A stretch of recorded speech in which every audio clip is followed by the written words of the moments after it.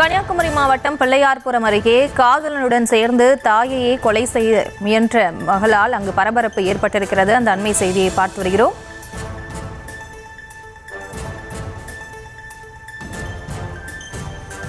விவரங்களோடு இணைகிறார் இந்த செய்தியாளர் தங்கலிங்கம். வணக்கம். இந்த வழக்கு தொடர்பான முழு விவரம். வணக்கம். கன்னியாகுமரி மாவட்டம் பிள்ளையார்புரம் அன்னம் வலை கம்பெனி தெரு பகுதியைச் சேர்ந்தவர் சுந்தர்ராஜ், இவரது மனைவி கலாவதி. இந்த தம்பதியினருக்கு 2 மகள்கள் உள்ளனர். மூத்த மகள் நர்சிங் கல்லூரியில் படித்து வருகிறார். 2வது மகள் தனியார் கல்லூரியில் பிகாம் முதலாம் ஆண்டு படித்து வருகிறார்.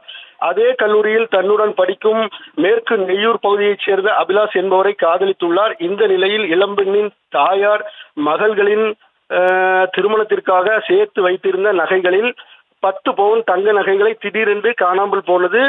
இது குறித்து மாணவியிடம் தாய் கலாவதி கேட்டபோது தனது காதலனின் அவசர தேவைக்காக பணம் கேட்டதால் நகைகளை கொடுத்தேன் என தெரிவித்துள்ளார். இதை கேட்டு அதிர்ச்சி அடைந்த தாய் நகைகளை கேட்டு மகளிடம் தகராறு செய்ததாக தெரிகிறது.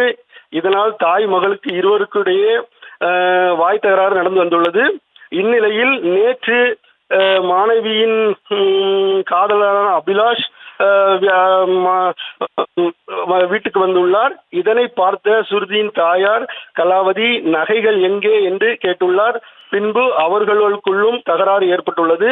இதில் ஆத்திரமடைந்த காதலன் அருகில் இருந்த உருட்டுக்கட்டையால் தனது காதலியின் தாயாரை பின்தலையில் தாக்கியுள்ளார்.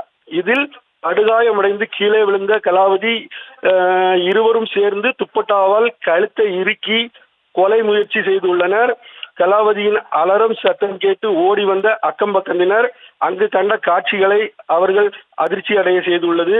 கலாவதி உயிருக்கு போராடி கொண்டிருப்பதை பார்த்தவர்கள் உடனே அவரை மீட்டு சிகிச்சைக்காக ஆசாரிப்பள்ளம் அரசு மருத்துவக் கல்லூரி மருத்துவமனைக்கு அனுப்பி வைத்தனர்.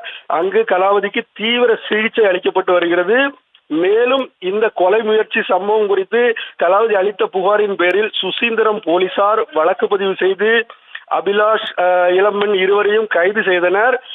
தாயை தனது காதலுடன் கொலை செய்ய முயன்ற சம்பவம் அந்த பகுதியில் பெரும் பரபரப்பை ஏற்படுத்தியுள்ளது.